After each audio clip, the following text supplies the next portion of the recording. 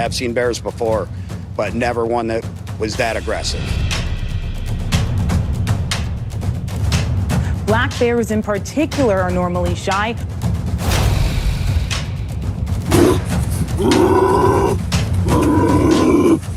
Yeah, life sucks in bear country. November 4th, 1988, a cold, blustery day on Barenhof Island off the coast of Alaska. Harley Seivenpiper Jr. embarked on his annual deer hunts, a cherished tradition shared with his friends, Jim Hendricks and Dave Trago. Their destination, Port Conclusion, a remote bay on Barenhof Island. Little did they know that this stunt would take a tragic turn. Armed with his deer call, Harley planned to hunt along the edges of muskegs, where visibility was better. The friends scattered, each taking their position about 200 yards apart.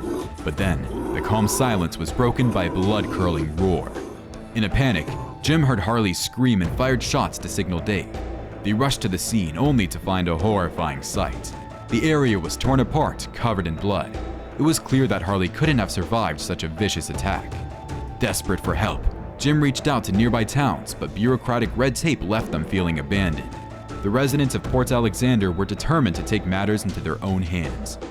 Officer Roland Young from Fish and Wildlife Protection contacted Don Kluting, a skilled tracker and search and rescue expert. With Don's expertise and dedication, they set out on a mission to find Harley and bring justice to his memory. As they arrived at Port Conclusion, tensions ran high. The residents of Port Alexander had already taken matters into their own hands, risking the integrity of the evidence. Don and Officer Young knew they had to act swiftly. Don followed Harley's footprints, leading them to the attack site. Clues along the way painted a grim picture of the bear's relentless assault. Joined by the search party, they pressed on, aware of the challenge ahead. The group's hostility and impatience threatened to compromise the search efforts. Don realized they needed a new approach.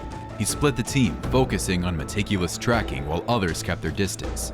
Armed with his equipment, Don pressed forward, determined to protect his team. The bear's behavior had been erratic from the start, but nothing could have prepared them for the adrenaline-fueled confrontation that awaited. Shots rang out as Don and Jim faced off against the bear. In a moment of tense silence, the bear's lifeless body lay before them. The danger was over, but the emotional toll was immense. Officer Young, worried for their safety, radioed to check on the situation. Relief washed over the team as they confirmed their well-being, but the shock of the encounter was undeniable. With the bear finally defeated, the team shifted their focus to the tragic loss of their friend. Harley's remains were carefully gathered, and the heart-wrenching reality of the situation became all too real. The recuperations of that fateful day reverberated through the community. The loss of a beloved friend and the relentless pursuit of justice left an indelible mark on the residents of Port Alexander. Number 2. Patty McConnell. On August 14, 1997, in the tranquil wilderness of Liard River Hot Springs Provincial Park, tragedy struck on a fateful day. It was an incident that would forever change the lives of those involved and send shockwaves through the community. Patty McConnell, a loving mother from Paris, Texas, embarked on an adventure with her 2 children, seeking solace and new beginnings amidst the breathtaking beauty of British Columbia. Little did they know that their encounter with the untamed wilderness would lead to a heart-wrenching tragedy. Alongside them was Raymond Kitchen, an experienced hunter well-versed in the habits of the formidable creatures that call these lands home. As the sun began to set, casting a golden hue over the park, tragedy lurked in the shadows. While strolling through the dense brush between the hot springs, Patty McConnell, accompanied by her son Kelly and daughter Kristen, would find themselves face to face with an apex predator, a black bear. In a horrifying turn of events, the bear unleashed its fury upon Patty McConnell, leaving her children paralyzed with fear. The desperate struggle for survival began as the brave Raymond Kitchen rushed to their aid, hoping to turn the tide. Witnesses, their hearts pounding, could only watch in horror as the bear's aggression escalated. Hikers who had gathered nearby threw rocks and sticks, desperately attempting to distract the relentless beast. But their efforts proved futile as the bear continued its savage assault. In a race against time, a courageous tourist managed to retrieve a weapon and swiftly put an end to the bear's rampage. But the victory was bittersweet, for it came too late to save the lives of Patty McConnell and Raymond Kitchen. In the aftermath of the horrifying incident, the park was evacuated, its tranquil serenity shattered by the echoes of tragedy. Provincial officials and law enforcement launched a thorough investigation, seeking answers and striving to prevent such a devastating event from occurring again. This heartbreaking incident served as a grim reminder of the unpredictable nature of the wild. While black bear attacks remain exceedingly rare, the dangers they present cannot be underestimated. The province of British Columbia, renowned for its natural wonders, mourned the loss of 2 lives, reflecting on the fragile balance between humanity and the untamed. Number 3. Vitaly Nikolayenko. Deep within the remote Kamchatka Peninsula of Russia, Vitaly Nikolayenko devoted his life to studying and protecting the majestic brown bears that called this untamed land their home.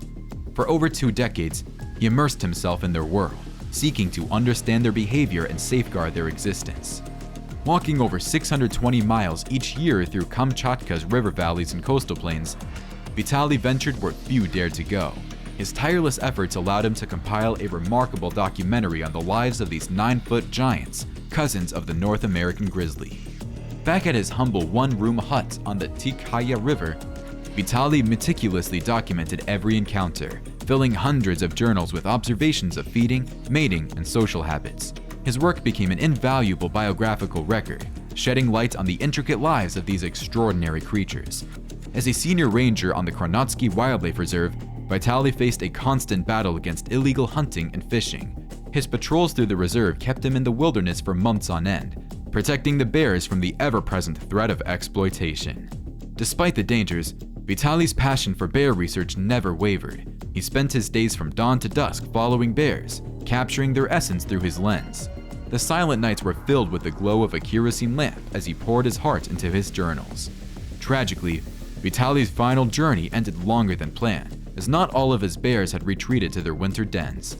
Waiting for a helicopter flight out of the reserve, he found himself in a fateful encounter that would change everything. News of Vitaly's disappearance sent shockwaves through Kamchatka. A research team ventured into the wilderness, desperately seeking answers. Finally, the search team found Vitaly's lifeless body near a tranquil lake, surrounded by the beauty he cherished. Clues revealed a brave attempt at self-defense as an empty can of pepper spray lay beside him, a symbol of his determination to protect himself and the bears. The pepper spray can, a silent witness to the perilous encounter, showcased Vitaly's commitment to coexisting with these powerful creatures. But the unforgiving reality of a bear mauling had taken a devoted researcher from the world. Number 4. Brad Treat. In the serene wilderness of Wild Flathead National Forest, Montana, tragedy struck on June 29, 2016. Brad Treat, a 38-year-old Forest Service law enforcement officer and avid mountain biker, met a brutal end in a devastating encounter with a grizzly bear. The official report released this week sheds light on the incident that claimed Treat's life. The report reveals that on that fateful day, Brad Treat and a companion were mountain biking on the outer trail of the Green Gate Trails. Racing through the forest at a blistering pace, Treat rounded a blind curve, completely unaware of the imminent danger that awaited him.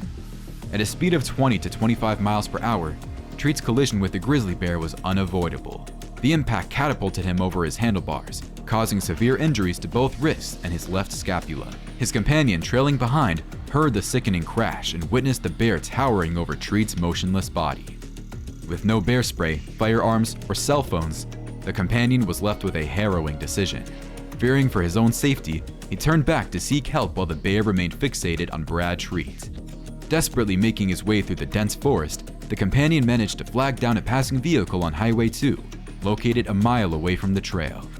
Trembling and distraught, he dialed 911, reporting the horrifying incident. Rescue teams arrived at the scene, finding Brad Treat's lifeless body, his helmet torn to pieces by the bear. A subsequent investigation indicated that the bear, an 18 to 20-year-old male grizzly, had no history of human-bear conflict. This was not a predatory attack, but a tragic collision, a surprise encounter that turned fatal. In the wake of this devastating event, experts and the Board of Review issued recommendations for mountain bikers in bear country. Slow down in areas with limited visibility, shout when approaching blind curves, for speed and silence are the unsuspecting adversaries that put lives at risk. As we mourn the loss of Brad Treat, let his untimely demise serve as a reminder of the delicate balance between humans and wildlife. In the vast wilderness, tragedy can strike when least expected, leaving behind shattered lives and a haunting question. How can we coexist with nature's fierce inhabitants? Number 5. Alan Prekop. In the shadows of those foreboding bushes about 150 feet away, searchers made a bone-chilling discovery. There, amidst the wilderness, lay the remnants of Alan Prekop, a bare skeleton, one intact hand, and both feet still clad in their sturdy boots. Alan Prekop, a 25-year-old from Illinois, embarked on a solo expedition through the rugged terrains of this majestic monument. Little did he know that his footsteps would soon be marked by a force beyond his control. On September 9, 1976, Alan was dropped off at Wolf Point, ready to immerse himself in the beauty of nature. However, when he failed to return to meet the boat as planned, a research party was dispatched, and fear began to permeate the air. 3 days later, 4 backpackers from Seattle found themselves in a chilling encounter with an aggressive bear near White Thunder Ridge, close to Alan's intended campsite. Desperate to protect themselves, they shouted and banged pots and pans, but the bear remained undeterred.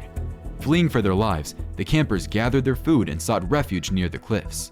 But the bear, relentless in its pursuit, tore through the camp, leaving destruction in its wake. It continued to stalk them as they circled around a nearby lake, their cries and rock-throwing offering only temporary reprieve. As hope began to wane, fate intervened. 2 additional people arrived, and an airplane flew overhead, catching the attention of the beleaguered group. With newfound strength in numbers, they managed to escape down the ridge, seeking the safety of the Park Service boats.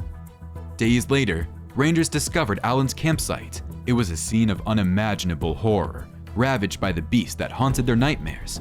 Among the remnants, only bones remained of Alan Prekop. A camera, his faithful companion, lay silent but held the key to unraveling the mystery. When the film was developed, the haunting truth emerged. 2 photographs captured the ominous figure of a grizzly bear. Park officials believed it to be the same creature that had claimed Alan's life and relentlessly pursued the other backpackers. The tragic fate of Alan Prekop remains an enigma. Why he chose to capture images instead of fleeing to safety, we may never know. As nature continues to inspire and awe, it also serves as a reminder of its untamed power and the devastating consequences it can unleash upon the unsuspecting.